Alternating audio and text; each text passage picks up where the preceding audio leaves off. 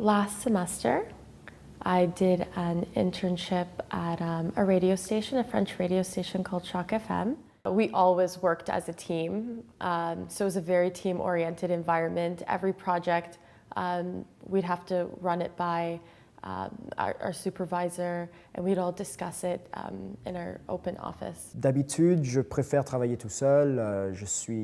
J'aime travailler dans mon petit coin, mais ces expériences-là, ça m'a forcé un peu de sortir de mon zone de confort et de faire du travail en groupe et de travailler avec d'autres mondes et puis de s'assurer qu'on puisse accomplir un but ensemble. I took the Roman Spain History and Archaeology course, and it was located in Cabrera de Mar, near Barcelona, Spain, for 4 weeks on an archaeological site, digging. There was fabric material that was covering the site from a previous dig, so we all had to kind of face this challenge together and use teamwork to overcome this challenge. So we all had to pull the material, and pieces were falling off, ripping apart, but finally we were able to expose the area to actually start the process. So it was really rewarding to know that we all had this challenge together, but we overcame it and we were able to succeed. I came up with training material to train people on how to use this software. So it involved getting feedback from this team, but me leading the whole thing, and me like scheduling sessions, sending out invites, and then actually delivering communication sessions on this training.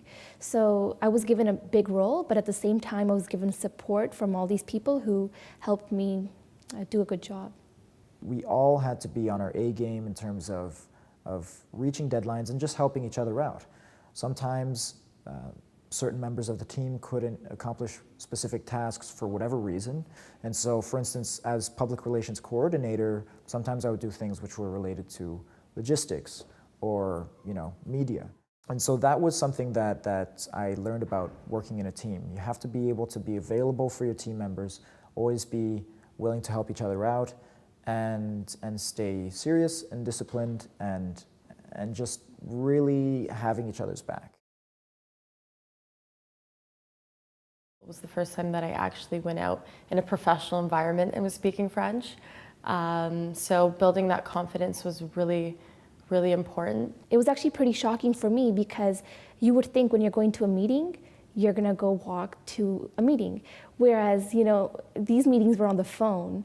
So the first time I walked to my manager's office and she goes, "We're going to a meeting." And I'm like, "Okay, let's go." And she's like, "Well, it's right here." So, and then she would be on the phone telling me, if I was talking, doing presentations, slow down. So that was one thing I always had to keep in mind, is to slow down. I speak really, really fast, and working in an international environment, you have to think that these people are listening to you and then, thinking about what it means in their language. Pendant le stage, j'avais deux difficultés. La première, c'était pour préparer pour des interviews parce que français n'est pas ma première langue.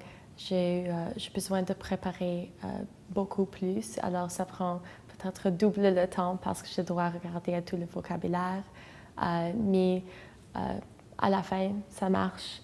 My workshops would focus on the local realities. I would talk about environmental issues and frame it in a way that these children from primary schools would better relate to. And then we would plant trees at the end of these workshops, and we had this slogan, stop talking, start planting. And then all the kids would chant together, stop talking, start planting. And then we would dig out this hole and plant these trees. And then it was just like this wonderful celebration of environmental stewardship. And I think I got my point across fairly well.